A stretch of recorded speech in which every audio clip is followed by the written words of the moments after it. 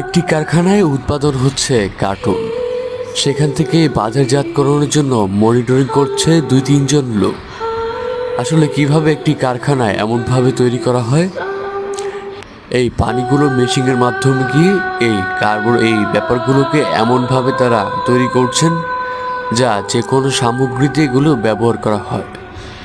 Team fantastic বাংলার আজকের যাত্রা ছিল এই কারখানাতে।